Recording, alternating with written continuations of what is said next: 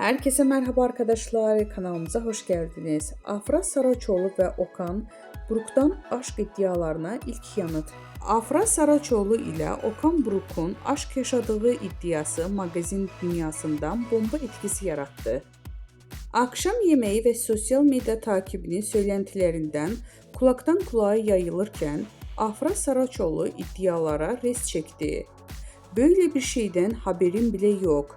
Siz uyduruyorsunuz" diyerek söylentilerin fitilini daha başlamadan söndürdü.